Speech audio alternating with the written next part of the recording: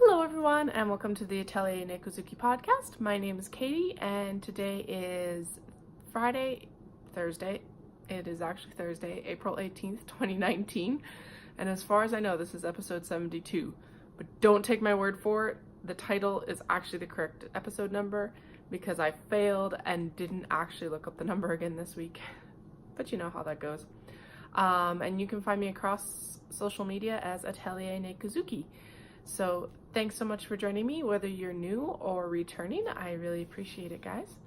A little bit of a different location today, simply because it is April, which technically means it is spring. However, it's cold, y'all. Like, I keep the house chill, but some days it feels colder than others, and this is one of those days. And so where I'm staying right now, I actually have the fireplace on beside me, and I also have a very happy cat, so realistically I can't complain about that. We call the fireplace in the winter the cat trap because they end up like, we turn it on and basically they come and like rotate, or they're all sleeping there or whatever. I'm also very distracted by the fact that Kitten is on my other side. So Remy is over here behind you guys, basically behind the camera, and then Flynn is over here on his back playing with some honeysuckle, or just laying there chilling right now. Anyway, they're extremely distracting, but at least they're not fighting this week. Oh yeah, he totally has the honeysuckle. He's got it, like, he's chewing it and everything. I don't know what it is, but my friend gave us honeysuckle for Christmas, and the cats have gone absolutely wild for it. So yeah, it's actually really cute. Anyway, this was one of those weeks where I did not get much knitting at all done, honestly. So the only thing I got any like progress on at all are my socks. So I'm just gonna show them to you. This is the stationery set by Yarn and Apler, and I think at this point, I think I'm past the heel placement for Dallas. So that means that I'm literally I'm knitting the leg right now as far as I know. I've got quite a bit of yarn left. My plan is to simply just go until these balls run out.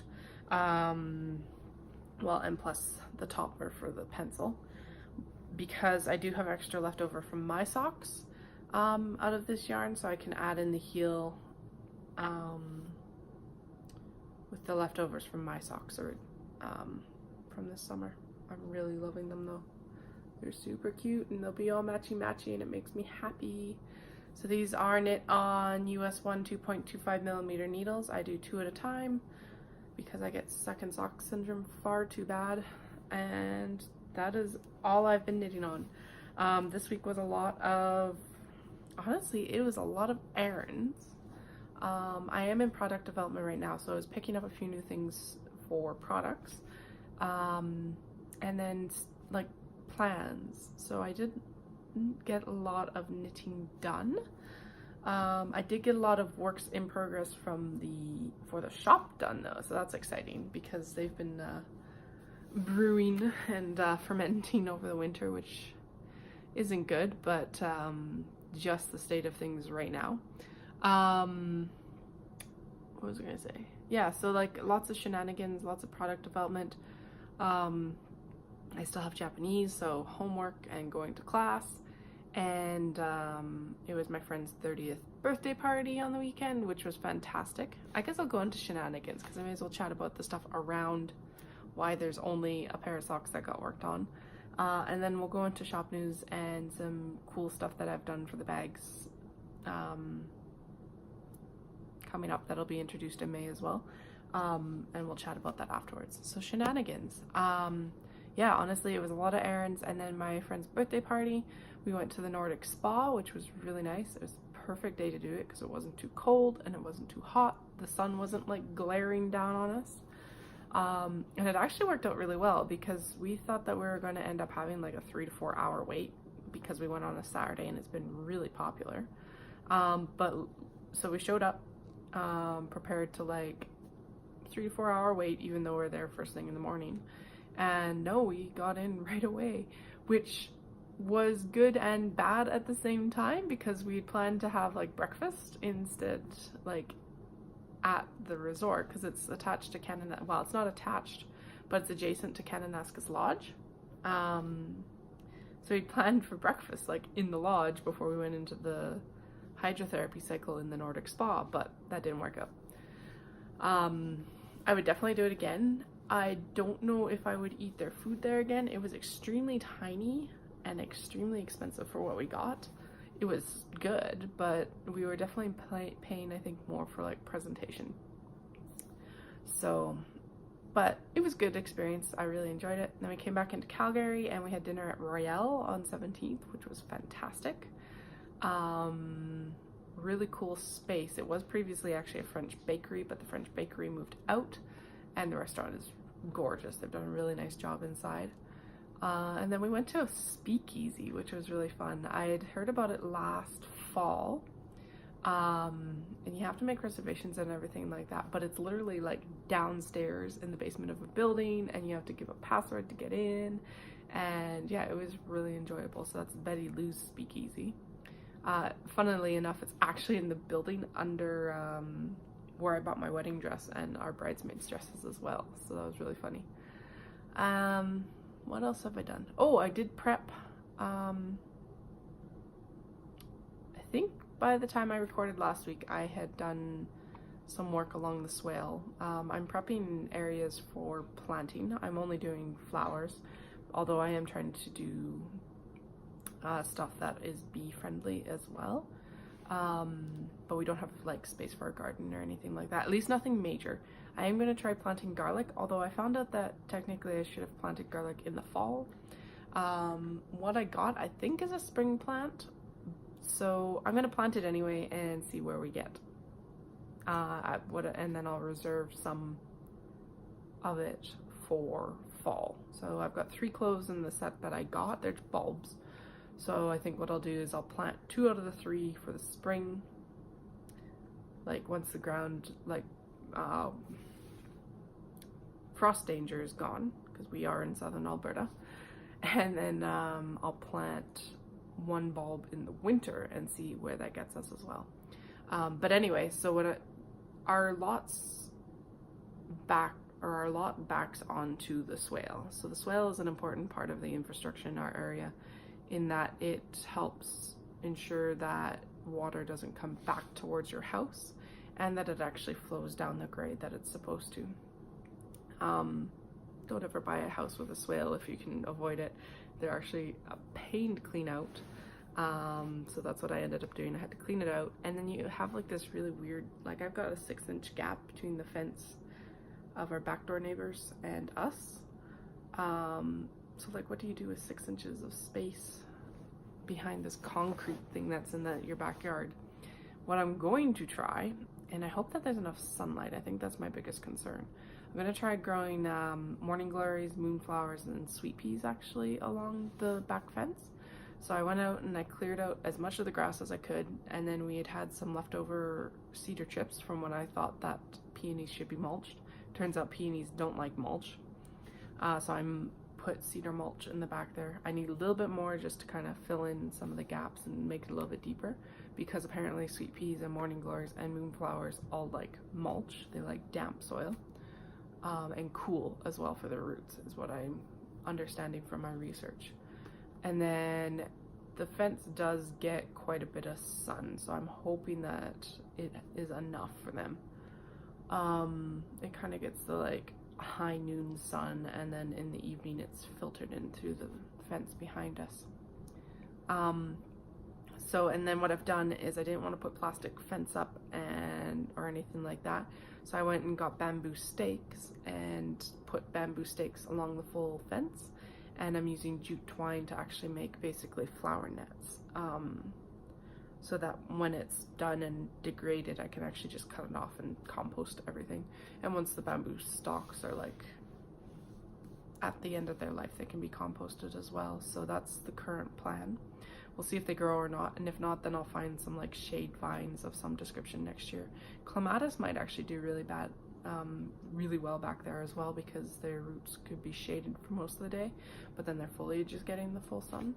So if the sweet peas and such don't work out this year, then I think that's what I'll do. In the vein of pollinator plants for bees and such. I am going to do some container gardens as well. I actually started the peat pots of them yesterday. So they're sitting on our buffet right now, actually germinating, hopefully. So I'm going to do containers of like snapdragons, cosmos. I started a set for catnip, which I'm super excited about, and I'm sure the cats will absolutely love it as well. And then also, what else did heliotrope, which I've never grown before, but it looks really pretty, and apparently it's scented really nicely, and that's one of the big things I want, is like nice scents. And let's see, what did I say? Snaps, cosmos, catnip, heliotrope. Oh, and that other one, lavender, actually.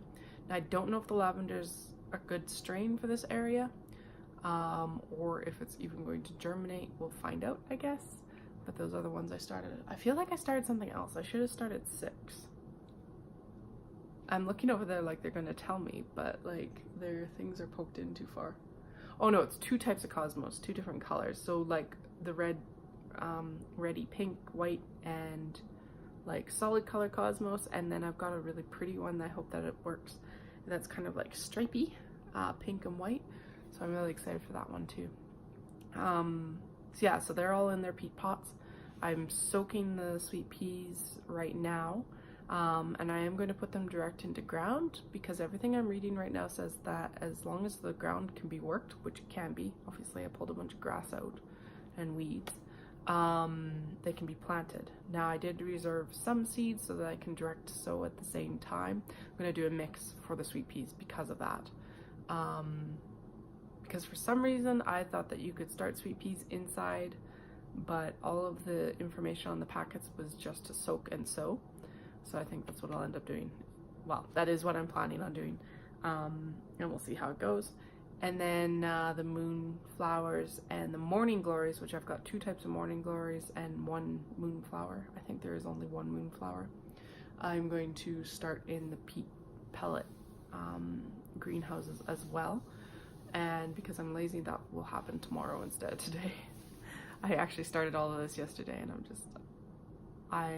there's too much that needs to actually happen still today. So obviously, between recording the podcast, I want to get show notes properly done this week instead of cheating on my phone with them, and also the newsletter written up. So that'll all happen if I don't play around in my garden. But I also need to finish up 3 more of the flower nets sort of thing. I've got 1 of them done just to make sure it works, so that'll be some work. If it's nice this weekend, that might be actually what I do, is I'll convince Dallas to go outside and sit out there while I do this work. He's coming off overtime, so that's why they're convincing to head out for a little bit at least. What else? Don't think there's anything else in shenanigans. Basically, yeah, it's just shop stuff. So I am still in product development.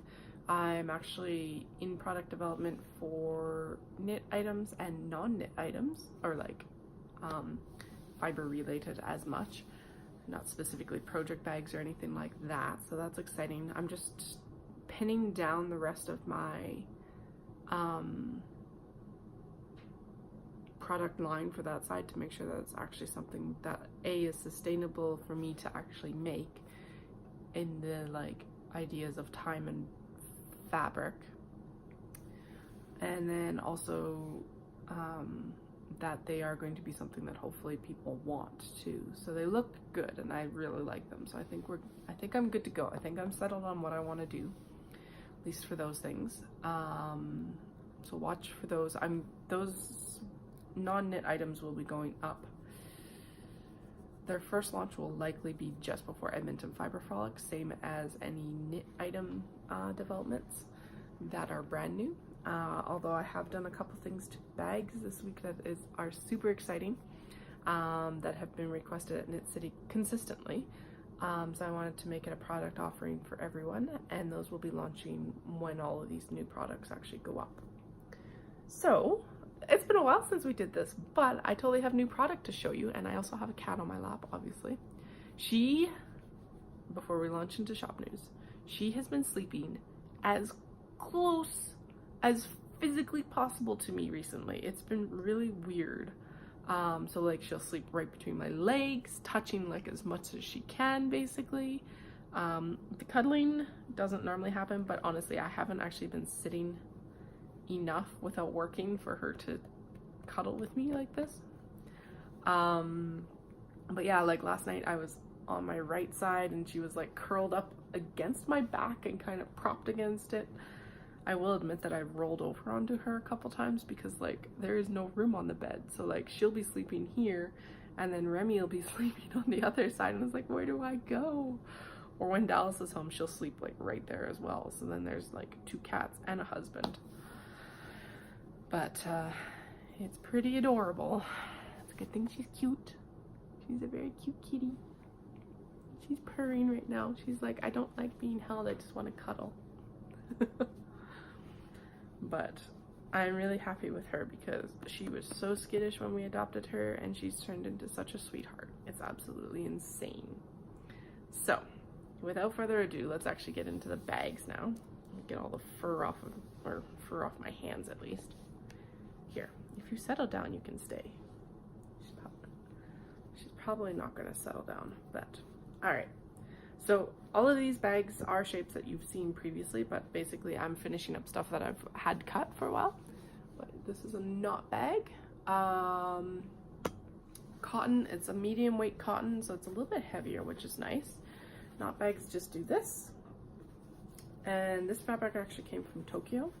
So all my fabrics, if you haven't heard or you're new to the podcast, are hand selected in Japan. My husband and I, or myself and a friend, or myself and a niece, go over and select the fabrics, and then I bring them back and I make everything in my home studio in Cochrane. And why Japan? I was actually an exchange student there for 9 months when I was in university, so it feels like a second home, which is always nice. This is Traditional Birds. I really like this one. This one does have some top stitching. It was one of the like kind of prototype bags. So it does have a line around the middle, but the rest, the newer ones, do not. I found they didn't end up actually needing it. That's also cotton. Scooters on a large box bag, not even a large wedge bag. This is a cotton linen blend. Scooters or mopeds, I guess, probably. It's a better description. With the large box bags, you can actually open them. There's a zipper tab at the top. The zipper opens this direction, and then there's a zipper tab at the bottom to make it easy to close as well. And then a lining of blue, simply so it's not a really stark contrast, but you can still see your yarn and whatever else you put in here. And then why I actually have handles on the top like this, you can loop it over your wrist and carry it along with you wherever you're going. So there's that one. Majestic Royal Kitties on black. I don't know why this one wasn't listed. I think it's probably because it's covered in cat hair. So this will be vigorously lint rolled before it comes to you. I think it looks like Flynn probably loved on it a little bit too much. I can't win for losing in this house because Flynn is orange, Remy is gray, and then Dayla is black. So no matter what color I wear, I am always covered in cat hair. Honestly, I've given up. There's bigger things to worry about. Lined, again, so it's not so stark of a contrast, so you're not in here, not looking at the outside and then open it up and then they're suddenly blinded by a white fabric or something like that. Cotton as well. There's actually a small wedge bag in the other colorway of that, but I'm not at that one yet. This is Sassy Cat playing with Tamari. Sassy Cat is the little wee black cats. Any fabric with little wee black cats is Sassy Cat because of the one that crawled in my lap, Dahlia. She's such a sassy cat. This one is lined in white. We'll go over that one in a bit because it's special. I do believe this definitely came with me to Knit City, but it's embroidery printed birds on black, and it's a heavyweight cotton. lined in beige. Obviously I gotta trim some ends as well. I'm just too excited to show these to you guys because I actually got stuff done. It's amazing. I am a computer geek. I love this one. I love these characters. So they keep, and that is the namesake bubble right there. But they keep showing up on different like fabrics and I love it. This is some of the last of this fabric. I think there's probably a couple others that are cut. But if you like it, snag it because otherwise it will be gone. There's woodland bunnies on pink. I really like the delicate color in the flowers here. But also the pops of red. I really like this one. I'm actually not a big bunny person, but I really like the fabric. I like fabric bunnies. At least bunnies as pets. It's not like I don't like bunnies. I just don't like bunnies as pets. There we go. I much prefer my kitty cats. This is the other colorway of the majestic cats. I think this one's actually called Royal Kitties or something like that online. All the dogs. And this is a cotton linen blend and it is all the dogs on beige. Sorry, I guess I should have shown you the linings in both of those. Pretty sure the Royal Cats, yeah, Royal Cats is white. I'm pretty sure all the dogs is as well. And then Rainy Day pinks. This one's cute because of the big umbrella. There is a kitty cat on there. Although placed, unfortunately, on the bottom. But they are there. There's a whole bunch of like paw prints as well. There's actually 2 of these bags, pretty much. This one doesn't have the umbrellas on it. Well, it has them up here, but not the like holdy umbrellas. And then there is a cat head. And another kitty on the bottom. So those ones are both lined in white. Sonata Kun on paper airplanes. So kitty cats on airplane, paper airplanes on blue, not bag, lined in white. Celebration cupcakes on natural. As far as I can tell, this is a cotton linen blend. That's what I advertise it as. I really like the like muted cupcakes instead of like kerpow cupcakes. I do appreciate that.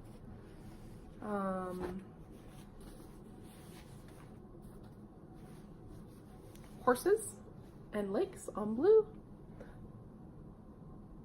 Cabins. Kitty cats on polka dots. This is a cotton linen blend as well, lined in blue. Skulls. So this one's really cool and I feel very clever, if I may say so myself, but it's actually lined in skulls as well. So it is fully reversible. You can just flip it if you want. If you want black plaid skulls for the day, you can rock it out either direction. Of course, My Pleasant Company cats on gray. Cat, everyone is on good terms. Love this fabric. Kimono style florals in blue and purple. Kitty cats with bow ties. Fish bow ties, no less. Like this little sad dude. He's got a fish bow tie. I don't know why he's sad, but I really like this one. I like how it's subtly cats because it's so patterned all over that like unless you look at it, there's not cats. More traditional Japanese, so florals on black, lined in white. Bandana cats on white. Now these are the same characters that are actually on the I Am a Computer Geek print. These guys want to be, what does it say? Yeah, want to be a TV star. Do you know where the action is going on? Cat smile. Also very appropriate for this area because it is very much a paisley like bandana print. So there's that one. French Bulldogs on natural. And this one is The Sun Begins to Shine and Live a Happy Life in red. Such cuties. And this one is also lined in white. That is a cotton linen blend. Cats on purple. That's really the only way to describe this one. And lined in beige. And then Sassy Cat on navy. Like, look at how sassy that cat is. Love it. Also this one. They're all sassy. They're all like giving you a little bit of side eye. All right, and then Pugs on pink. Quite happy with that. Now, all right, so something that I am introducing and that I keep teasing about. This is a small wedge bag. Normal. Almost small wedge bag. But the thing that I'm going to be adding to duplicates. So basically when I can make 2 small wedge bags with a fabric, I'll be doing this with the second one. If it's popular enough. If it's not, then what I will do is I'll open up requests to add it before I ship it. But it's got a divider. So what ends up happening now is when you use 2 at a time, like for socks or colorwork or anything like that, you can actually put 2 skeins in there and they'll be separated. So the hope is that it will actually cut down on tangling of yarns. It definitely won't, it'll mean that they won't roll around each other in the bag as much, which I think will help. It does limit the use of the bag in that you can only have 2 skeins of fingering weight on either side of that. You can't actually use any. Actually, I haven't tried worsted. Depending on the shape, you'd be able to do it. It definitely fits 2 like balls of fingering comfortably. I'll just pull mine out and I can show you. Even though they're a disaster. So I actually had 2 full skeins of Mud Punch in here the other day. So 2 100-gram skeins and it was fine. So this would be 2, I think these are about 50-gram skeins. Not anymore, obviously, but they fit quite nicely. So yeah, so it's just to kind of like separate the balls so that they don't tangle up just like this and snarl as much. I didn't want to do anything too permanent because honestly, I pull my projects in and out of bags so much that it's like, if I had to cut my yarn every time I did, I would be actually really disappointed in like a design for a bag. So that's why I wanted to do something where you can pull your project out and like shuffle around or move it or whatever. So then you can just like, with the balls like that, stuff your project in the top and you're good to go. It is interfaced, so it does actually add some stiffness to the middle of the bag. And how I have sewn it means that you will not be able to push it over without affecting the shape of the bag. Yeah, it just kind of bounces back. So this is a very specific design feature for very specific things. But I think enough people do 2 at a time socks that it should be good. But yeah, I think what I'll end up doing mostly is an add-on option, at least online, and then it shows I'll have a selection of 2 at a time bags or colorwork bags, because I think that will probably do the best. But if you guys have a different suggestion, let me know. I would really appreciate hearing it. It's not something that I've ever really needed myself, but I'm listening to you guys, and hopefully this helps. And again, with small wedge bags, they're really nice because you can use a carabiner to hook these guys to your another bag or like a belt loop or anything like that. And you can fold over the top to make a yarn bowl. And that's the other thing, is that this is low enough that it won't actually pop out and like be useless when you do this as well. So yeah, so that'll be in addition to the bags, at least select bags in the future. And hopefully it's something that you guys really enjoy. I enjoy listening to what you guys actually have suggested and generally try and incorporate them. That is one of the big suggestions, however, that I've had in the past few years that I haven't really got an idea how to implement, but I think that that will that works actually for the bag shape and for like ease of use and everything like that. So there's actually 2 more bags left. Mount Fuji with details. There's usually a sun on here somewhere. Yep. So it's right on the fold, but this one does have a moon and it's got a bunch of like patterns on Fuji-san. And then Kitte's on paper airplanes as a tote bag. This has a crossbody handle in dark gray, and when you open it up it should be lined in it's lined in blue. I was gonna say white, but blue makes sense too. Tote bags are really good for sweaters and blankets and books and beaches and all the bigger projects. Or this is what I like with big bags. You can pull all of your smaller projects out of your other project bags and then put them in your tote bag for when you want to go back to them, in case you've got a bunch of UFOs. So you can just use it as storage, you know, and you can get other matching bags to go along with this one. So yeah, but anyway guys, I don't have anything else this week. I will be back next week, hopefully with a little bit more knitting to show you, to be honest. And I will chat with you all then. Happy crafting and have a fantastic week, and happy Easter to anyone and everyone who celebrates. Thanks so much guys. Bye.